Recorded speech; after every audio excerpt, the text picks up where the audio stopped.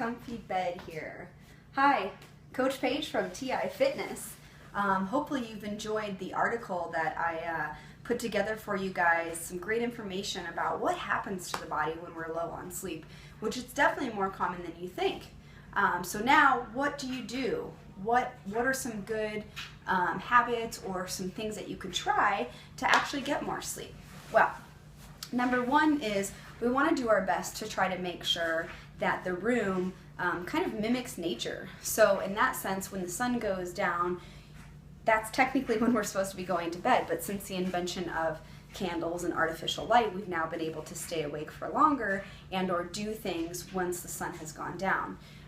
This doesn't do well with our natural circadian rhythm. So close the blinds, maybe even putting a sheet or making sure that you've got the shades drawn, and or using even something like a blindfold or a bandana or just something to cover your eyes so that there's no possibility of your eyes really wanting to open, and just also to signal those natural hormonal responses that happen when the sun starts to go down.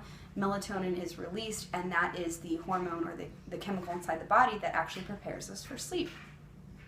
The second thing you can do is try to remove your electronics. Aha! How many of you have a TV in the bedroom? How many of you are on your laptops or your iPads or even your cell phone or something like that, searching the web or Facebook and just basically kind of killing time, you know?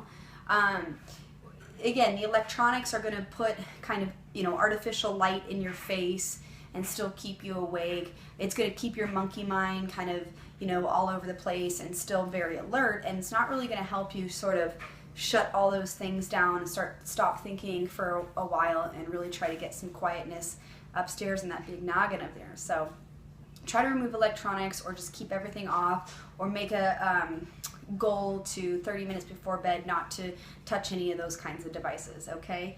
All right, so number 3, I think this is huge, especially for me. I've had issues with this. If the temperature of the room isn't where it needs to be, then I have trouble sleeping. So they say that optimally anywhere between 60 and 68 degrees, humans do really well at this temperature. Now, given that it is wintertime right now, I'm sure some of us have our heat on. Maybe you can go light with your sheets and not have like a heavy comforter, even if the heat is on.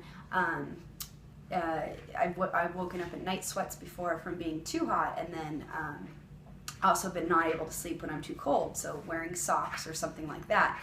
So just keep in mind the temperature of your room, especially if you're on the second floor. We know that heat rises, so the upper floor rooms also tend to be a lot more warmer than the first floor, so maybe start sleeping on the couch. I'm kidding, I'm joking. All right, another one would be, and maybe some of you do this already too, is they say a hot bath or maybe even a hot shower, okay? And the reason for this is because it raises the temperature of the core, and then as soon as you get out of the shower, out of the bath, then the temperature of the body starts to come down, which again is a really great way to signal that I'm ready for bed, and that it'll start to kind of, again, release some of those hormones, and prep yourself to kind of fall asleep into slumber. So showering or getting clean always saves time in the morning as well too, so if you can do it the night before, preferably an hour and a half, maybe up to 2 hours before you know you're going to turn in. And then I would say the last thing, number 5, would be just baby steps. Again, if you're going to bed at midnight and you know that if you went to bed at 11 or even 10:30 would be a lot more optimal for you to get that full 7-8 hours of sleep, then maybe you start off by tomorrow evening you're going to bed at 12 or 11:50 p.m. and then the next night you try for 11:40 p.m. and you just take it in these small chunks, little 5 or 10 minutes, and you keep adding that on day to day, or maybe even week to week. Maybe the first week it's 10 minutes earlier, and then the next week it's 20 minutes earlier, and then the third week it's 30 minutes earlier than what you usually do. We use this a lot in the gym. A lot of people do very well on these simple, easy baby step process to just try to get to that goal. Okay, so again, 8 hours, 9 hours if it's the weekend. Hopefully your body does a lot of repair and good stuff while you're sleeping.